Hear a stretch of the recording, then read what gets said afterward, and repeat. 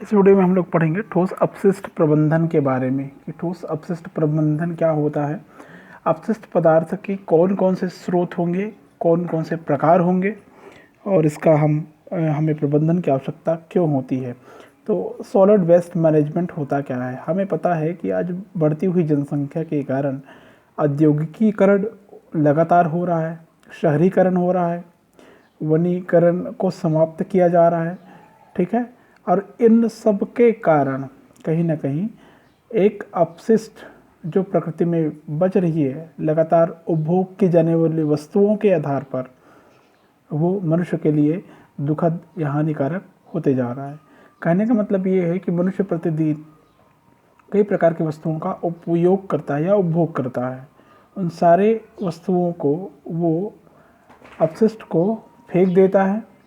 उन्हीं फेंके हुए पदार्थों को हम दूसरी भाषा में अपशिष्ट कहते हैं।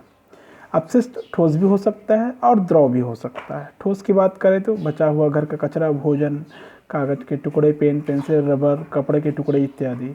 अगर जल की बात करें तो खाने, नहाने धोने के बाद बचे हुए जल, बर्तन धोने के बाद बचे हुए जल इत्यादि, ये होता है जलीय अपशिष्ट पदार्थ, ठीक है।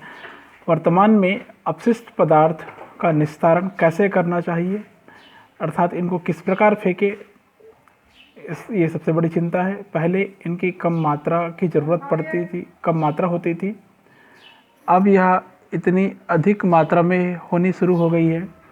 इसका निस्तारण उचित रूप से ना हो तो इससे वातावरण प्रदूषित हो जाता है और हमें विभिन्न प्रकार के रोगों का भय बना रहता है। वर्तमान में इन अपशिष्टों के निस्तारण के लिए जागृति आई है और इसके निस्तारण का उचित प्रबंधन किया गया है। इन अपशिष्ट पदार्थों को का हटाया जाना तो अति आवश्यक ही है, साथ साथ यथोचित निस्तारण भी आवश्यक होता है। यह कार्य पंचायतों, नगर पालिकाओं व नगर परिषदों का होता है। अपशिष्ट पदार्थ गंदगी व दुर्गंध फैलाने के साथ साथ रोगजनक कीटाणुओं के प्रसार का कारण भी होते हैं, ठीक है। अब बात करते हैं अपशिष्ट स्रोतों के। दो पदार्थ हैं, उनकी कौन कौन से स्रोत हो सकते हैं, कौन कौन से स्रोत से हमें अपशिष्ट पदार्थ देखने को मिलते हैं। एक होता है घरेलू या आवासीय क्षेत्र, यही हमारे प्रकार भी बनता है। औद्योगिक व्यावसायिक क्षेत्र, कृषि, महानगर और मानव व पशु अपशिष्ट, खनन क्षेत्र और हॉस्पिटल के वेस्ट आप जानते होंगे। ठोस अपशिष्ट पदार्थों के प्रकार में भी इन्हीं की गिनती करते हैं। घरेलू अपशिष्ट में आप जानते हैं कि घर से निकले हुए कूड़े कचरे, जो भी मटेरियल आप यूज़ करते हैं उसके आधार पर, ठीक है, उसमें क्या क्या हो सकता है। बचा हुआ भोजन, कागज़ के टुकड़े, टूटी फूटी खाली बोतलें हो सकती हैं। औद्योगिक या व्यावसायिक अपशिष्ट में आपको मिलेगा कई चीनी उद्योग से उत्पन्न खोई, लोहे का छीलन, तेल शोधनशालाओं के अपशिष्ट, तांबा व एल्युमिनियम कारखानों के अपशिष्ट इत्यादि। चीनी मिलों के पास खोई का ऊंचा टीला बन जाता है जो वर्षा ऋतु से में सड़कर दुर्गंध उत्पन्न करता है। अपशिष्ट मिट्टी में प्रदूषण पैदा करते हैं।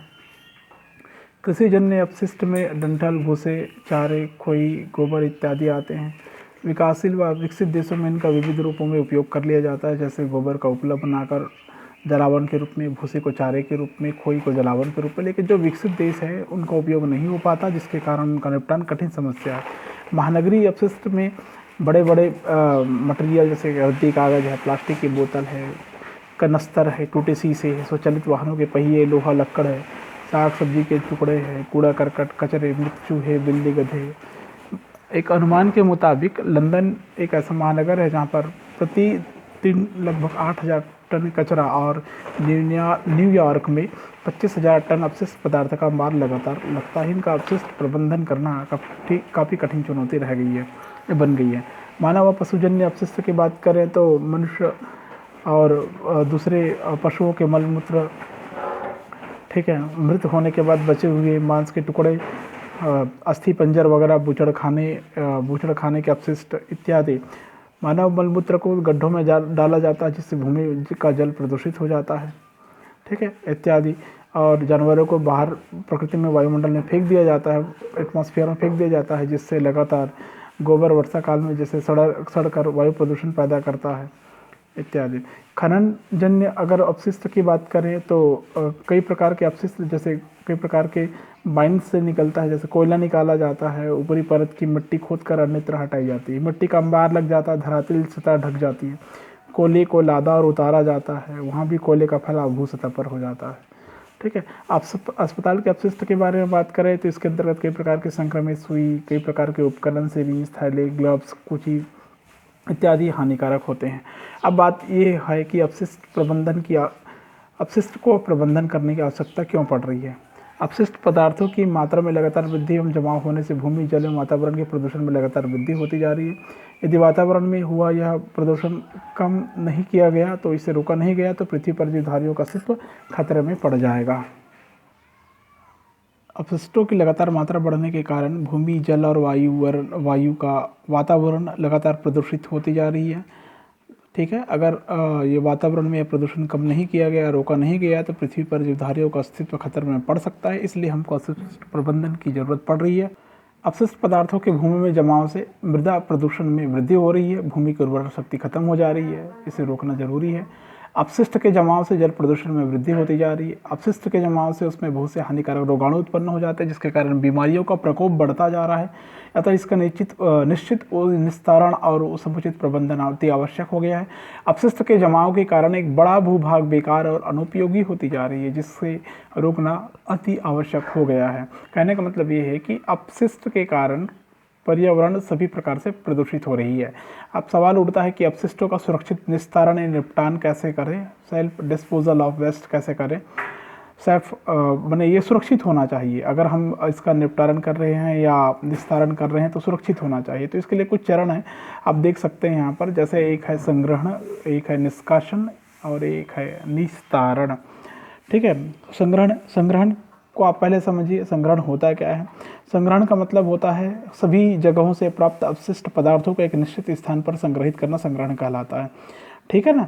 मैंने चाहे घर से निकले, चाहे नगर से निकले, चाहे नदी नालों से निकले, चाहे फैक्ट्री से निकले, चाहे अस्पताल से निकले, सभी का मानव समाज से दूर एक निश्चित जगह पर फेंका जाता है या संग्रहित करके रखा जाता है। उसके बाद में आता है दूसरा निष्कासन, रिमूवल बोलते हैं जिसको। निष्कासन कहने का मतलब होता है जो संग्रहित किया गया अपशिष्ट पदार्थ होता है उसको निपटारण करने का या द्वितीय चरण होता है निष्कासन। ठीक है। इस चरण में पहले से जो संग्रहित कचरे है उसका सावधानी पूर्वक किसी वाहन के द्वारा, सुरक्षित वाहन के द्वारा निर्धारित स्थान पर एकत्रित करके उसका निस्तारण या निपटारण किया जाता है। निष्कासन के लिए कई विशेष प्रकार की बंद पेटी और टंकियों का उपयोग किया जाता है। ठीक है। जिसे ट्रैक्टर या ट्रकों के माध्यम से हटाया जा सकता है। ट्रैक्टर और ट्रक के द्वारा हटा सकते हैं। फिर तीसरा आता है निस्तारण या निपटारण, जिसको हम लोग कहते हैं डिस्पोजल। अपशिष्ट पदार्थों के निस्तारण हेतु बड़े नगरों और शहरों में कई विधि इसके लिए उपयोग में लाई जाती है। जैसे है पृथक्करण, भंडारण, ठोस अपशिष्टों का निस्तारण। पृथक्करण का मतलब होता है कि निस्तारण करने से पूर्व कई प्रकार के पदार्थों की पुनर्प्राप्ति या पुनः उपयोग करने हेतु ठोस अपशिष्टों को छांटकर अलग कर लिया जाता है। जैसे पुट्ठे है, पेपर है, कांच, विभिन्न प्रकार के धातु, लकड़ी के टुकड़े, इनका पुनर्उपयोग हो सकता है। पुनः बेचने और निस्तारण हेतु हाथों से छांटकर अलग कर लेते हैं। तो ये हो गया आइसोलेशन है, पृथक्करण या सेग्रीगेशन। ठीक है। एक होता है डंपिंग या भंडारण। अब क्या होगा, भंडारण का कार्य ट्रांसपोर्टेशन जो वाहन होते हैं उसके द्वारा किया जाता है। सभी प्रकार के वर्ज्य पदार्थों को बंद कंटेनर में लाकर एक निर्धारित स्थल पर रख दी जाती है। ठीक है। भंडारण हेतु कुछ विधि है जो उपयोग में लाई जाती है, जैसे खुला भंडारण, लैंडफिल्स और सैनिटरी लैंडफिल्स बोलते हैं जिसको। खुला भंडारण में क्या होता है, जो अनुपयोगी ठोस पदार्थ होता है, इन पदार्थों को शहरों या कस्बों के आसपास निर्धारित गड्ढों में संग्रहित कर ली जाती है और वहीं पर उन्हें सड़ने दिया जाता है। ठीक है। यह विधि काफ़ी सस्ती होती है, जिसके कारण हमारे देश में काफ़ी ज़्यादा उपयोग की जाती है। ठीक है। परंतु इस प्रकार खुले में डंपिंग के कारण कुछ परेशानियां उत्पन्न हो रही, जैसे मच्छर का प्रकोप, मक्खियों का प्रकोप, कीड़े मकोड़े और चूहों का प्रकोप लगातार बढ़ रहा है। हानिकारक रोगाणुओं की संख्या में लगातार वृद्धि हो रही है। फलस्वरूप पर्यावरण में रहने वाले जो जीव है उन पर खतरा उत्पन्न हो गया है। खुला डंपिंग के लिए एक भूभाग की आवश्यकता होती है, जिसके कारण एक बड़ा भूमि का भूभाग इससे बेकार हो जा रहा है। दूसरा आता है लैंडफिल्स बोलते हैं जिसको। लैंडफिल्स का मतलब होता है छोटे छोटे गड्ढे होते हैं जिनमें अपशिष्ट को भरकर ऊपर से बंद कर दिया जाता है, ये लैंडफिल्स हुआ। तीसरा आता है सैनिटरी लैंडफिल्स। सैनिटरी लैंडफिल्स का मतलब होता है कि जो अपशिष्ट होते हैं उनको संग्रहित करने के बाद उनका निस्तारण किया जाता है। मतलब खुले स्थानों में किया जाता है सामान्यतः, लेकिन वर्तमान में इसके लिए सुरक्षित उपाय है सैनिटरी लैंडफिल्स। सैनिटरी लैंडफिल्स कहने का मतलब होता है कि इसमें जैविक उपचार किया जाता है। अपशिष्टों को गड्ढों में डालकर भर देने से वहाँ पर उपस्थित सूक्ष्मजीव अवायवीय अवस्था में उन अपशिष्टों का अपघटन करना शुरू कर देते हैं और अंतिम उत्पाद के रूप में कार्बन डाइऑक्साइड, मीथेन, अमोनिया और कुछ अम्ल बना देते हैं।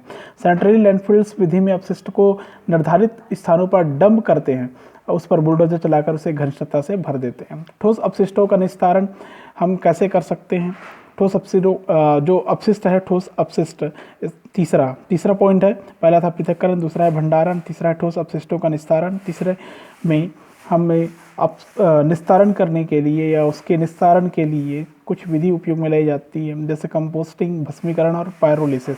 कंपोस्टिंग का मतलब होता है सड़ाकर खाद बनाने की प्रक्रिया कर ली जाती है, जानते हैं आप लोग। भस्मीकरण में क्या होता है, कई प्रकार के पदार्थ ऐसे होते हैं जो सड़ता नहीं है तो उनको जला लिया जाता है, जैसे पॉलीथीन वगैरह को, कागज़ टुकड़े, पुट्ठे वगैरह को जला लिया जाता है। इसमें रबर, कॉटन, लकड़ी के टुकड़े, बुरादे को जला देते हैं, ठीक है ना। और उसके जो भस्म प्राप्त होते हैं उससे आपको पता होगा फ्लाई ऐश ईंट का निर्माण होता है आजकल। उस राख से ईंट बनते हैं, आपने देखे होंगे, फ्लाई ऐश ईंट बोलते हैं। हल्के होते हैं सामान्य ईंट से, मजबूत भी होता है। तीसरा आता है पायरोलिसिस। पायरोलिसिस में क्या होता है, जो ठोस अपशिष्ट होते हैं उनको अवायवीय दशा में गर्म करते हैं, उससे कार्बनिक पदार्थ तरल और गैसीय अवस्था में चले जाते हैं। पायरोलिसिस एक एंडोथर्मिक प्रक्रिया है जिसके कारण इसे विघटनकारी आसवन भी कह सकते हैं, ठीक है।